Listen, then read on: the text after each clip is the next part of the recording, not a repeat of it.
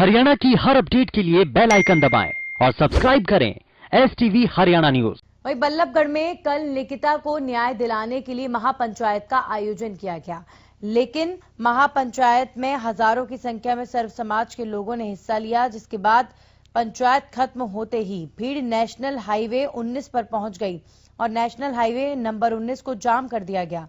देखते ही देखते उग्र भीड़ ने आगजनी कर अपना विरोध प्रदर्शन जताया। वहीं भीड़ में से कुछ ही लोग जो उपद्रवी तत्व के थे, उन्होंने आसपास की दुकानों को नुकसान पहुंचाने की कोशिश की, जिसके बाद पुलिस ने उन्हें बल प्रयोग कर रोकने की कोशिश की, लेकिन भीड़ पुलिस के काबू होते नजर नहीं आई, जिसके बाद भीड़ को तितर-बितर करने के लिए लाठीचार्ज का इस्तेमाल करना पड़ा। इस दौरान जहां पुलिस ने कुछ उपद्रवियों पर लाठियां भांजी, तो वहीं कुछ पुलिसकर्मी उग्र भीड़ पर पथराव करते भी नजर आए।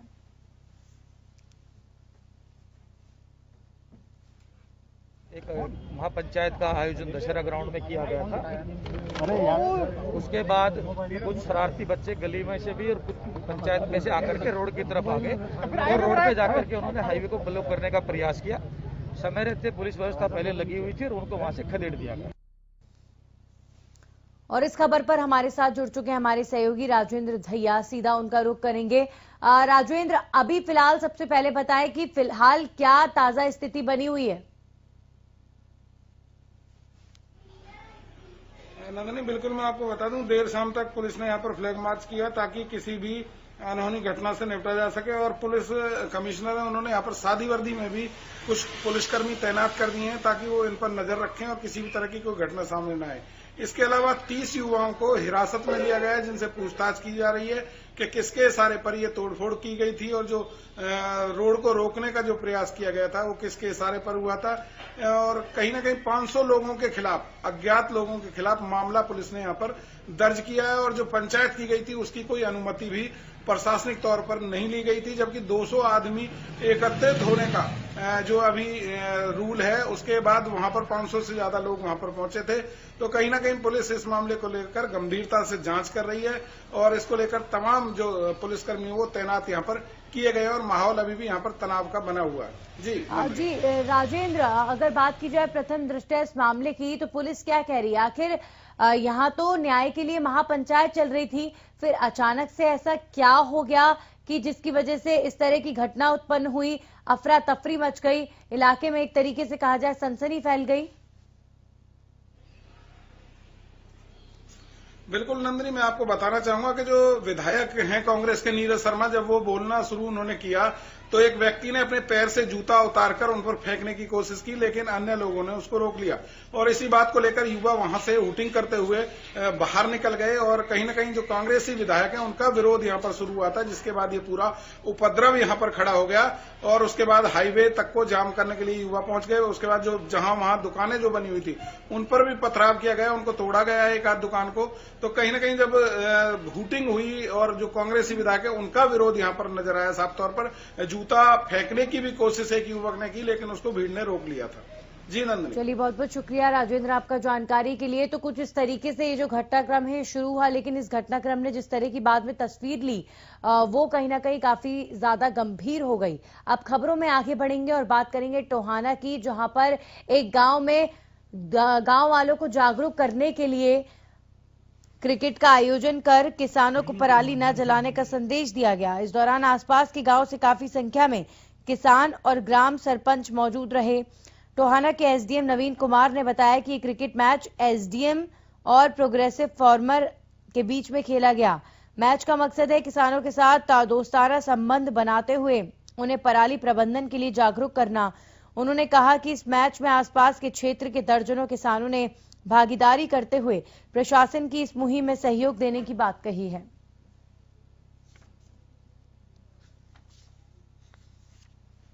आज का मैच जो है वो एसडीएम 11 और progressive farmers of sub division Tohana के बीच खेला जा रहा है। ये 15 ओवर का मैच है। इस बार इस मैच जो खेलने का जो हमारा उद्देश्य है वो किसानों में जागरूकता फैलाने का है। इससे हम किसानों में ये मैसेज देंगे कि भी पराली जलाने से जो है उनकी जो भूमि है उसकी उर्वरा शक्ति कम होती है और जो मित्र कीट होते हैं वो नष्ट हो जाते हैं। तो मैं ये उम्मीद करूंगा कि ये जो फार्मर्स हमारे साथ खेल रहे हैं विभिन्न गाँवों के, ये अपने गाँव में जाके जो पराली ना जलाने के पॉजिटिव्स हैं वो बताएंगे और हमारी प्रशासन की मदद करेंगे।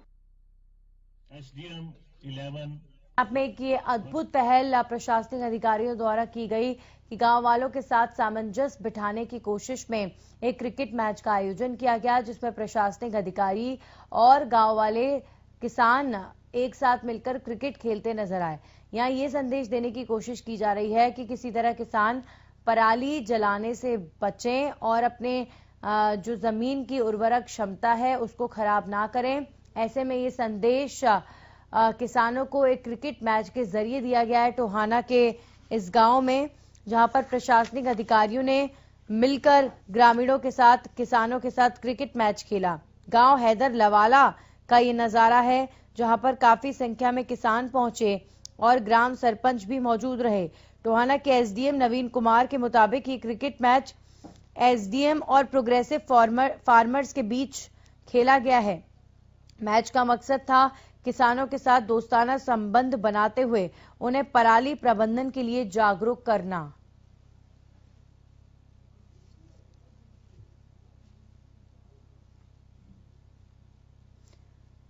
एसडीएम नवीन कुमार ने यह भी कहा कि इस मैच में आसपास के क्षेत्रों के दर्जनों किसानों ने हिस्सा लिया और प्रशासन की इस मुहिम में सहयोग देने की बात कही है। तो अपने आप में अद्भुत पहल, तमाम गांव में जहां किसानों को पराली न जलाने को लेकर 1-to-1 मैसेज दिए जा रहे हैं, वहीं यहां पर एक अलग कदम उठाया गया।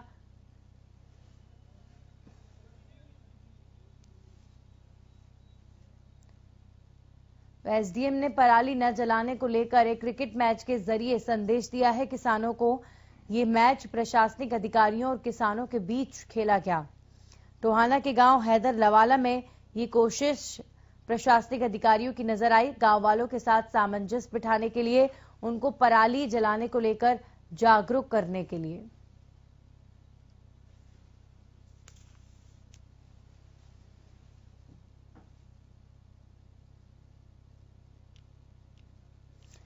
तो जहां एक तरफ प्रशासनिक अधिकारियों ने ये एक बेहद अद्भुत कदम उठाया गांव वालों को मनाने के लिए, उनको समझाने के लिए, वहीं ग्रामीणों ने भी प्रशासनिक अधिकारियों को सहयोग देने की बात कही है। और इस खबर पर हमारे साथ हमारे सहयोगी नवल जुड़ चुके हैं, सीधा उनका रुख करेंगे। नवल, ये जिस तरह की कोशिश रही है बिल्कुल अलग नजर आ रही है, जिसमें क्रिकेट मैच खेला गया है किसानों के साथ प्रशासनिक अधिकारियों द्वारा। क्या लगता है इसका कितना असर इलाके में देखने को मिला ग्रामीणों और किसानों के बीच?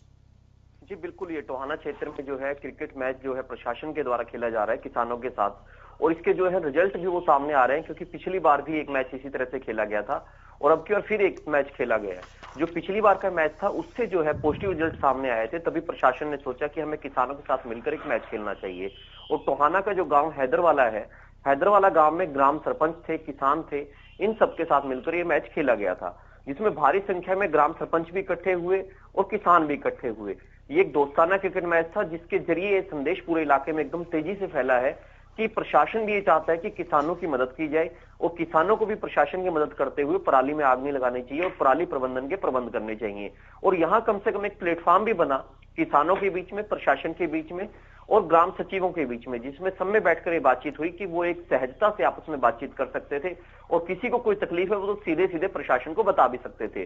तो निसंदेह एक अच्छा प्रोजेक्ट था और इस प्रोजेक्ट को जैसा इन्होंने कहा है प्रशासन ने, वो आगे भी जारी रखेंगे और इसी तरह से किसानों को समझाने का दौर जो है जारी रहेगा। जी तो क्या नवल, जब पहल और सब इलाकों से अलग है तो क्या रिजल्ट भी और सब क्षेत्रों से अलग टोहाना के इस गांव में देखने को मिलता है? हर साल आप बता रहे किसी तरीके से सामंजस्य बिठाने के लिए मैचेस खेले जाते हैं, क्रिकेट मैच होते हैं, तो क्या गांव वालों के बीच में इस तरीके की पहल का ज्यादा असर भी देखने को मिलता है? क्या गांव वाले क्षेत्र में पराली जला रहे हैं अब भी?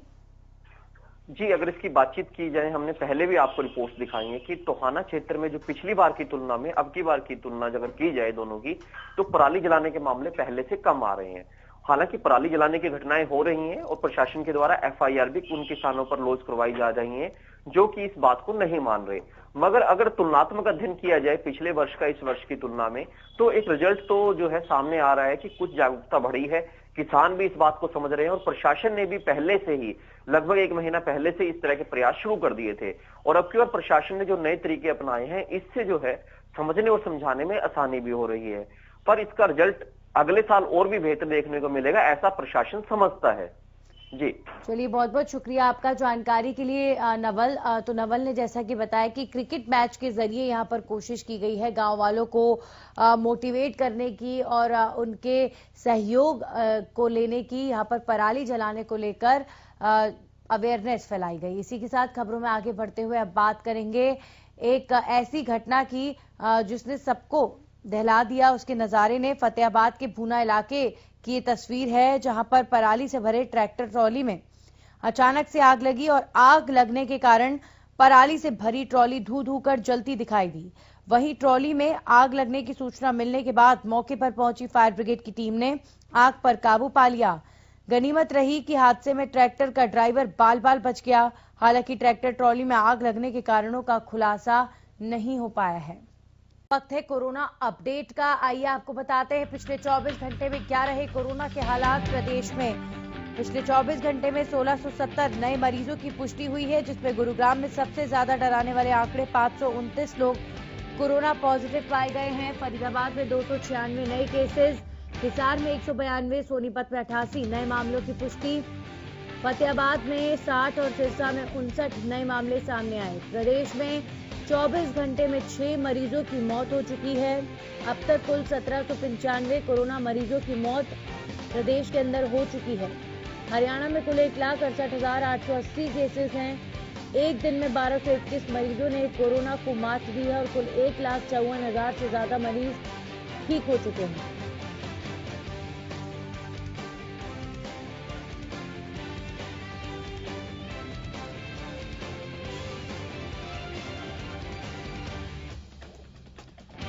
और इस खबर पर हमारे साथ जगदीश प्रजापति जुड़ चुके हैं कालावली से, सीधा उनका रुख करेंगे। जगदीश, अगर बात करें आपके क्षेत्र की तो फिलहाल 24 घंटे में क्या हालात?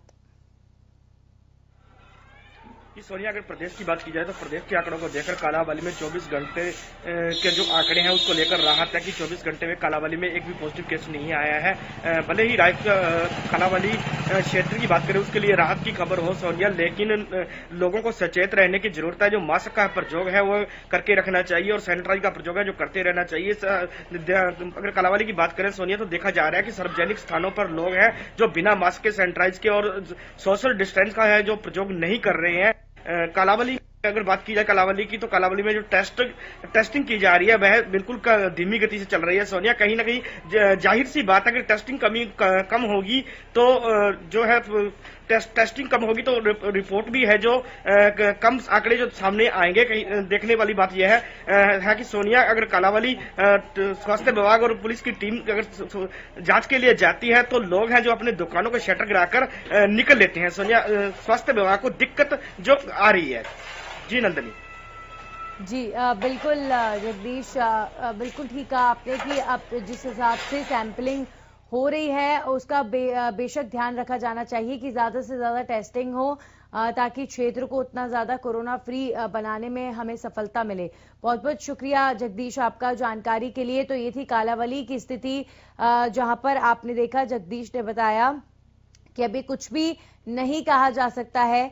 इसी के साथ हमारे साथ रमाकांत जुड़ चुके हैं झज्जर से, सीधा उनका रुख करेंगे। रमाकांत, पिछले 24 घंटे की स्थिति बताएं। पिछले 24 घंटे की स्थिति की बात करें तो 46 मामले सामने आए हैं, वहीं 44 लोग ठीक होकर अपने घर भी लौटे हैं। अगर झज्जर में एक्टिव मामले की बात करें तो 354 अभी एक्टिव मामले हैं, जिसमें से 117 लोगों को अस्पताल में, वहीं 237 लोगों को होम आइसोलेट किया गया है। अगर टोटल आंकड़ों की बात करें तो 3623 लोग अभी तक कोरोना पॉजिटिव हो चुके हैं, जिसमें से 3234 लोग ठीक होकर अपने घर लौटे हैं। और लगातार जो रैंडम सैंपलिंग है वो की जा रही है, इसी वजह से ये जो मामले हैं वो बढ़ते जा रहे हैं। जब दैया से बात हुई, सीएमओ दैया ने बताया कि हम लोग रैंडम सैंपलिंग है जो 1500 से 2000 हर रोज कर रहे हैं, उसी का नतीजा है कि 40 से 50 लोग हर रोज कोरोना के मामले आ रहे हैं। जी जी रमाकांत, लेकिन जिस हिसाब से प्रदेश भर में उछाल देखने को मिला, बीच में 900 के लगभग मामले आ रहे थे, तो एक राहत की सांस थी कि शायद अब मामले कम हो रहे हैं।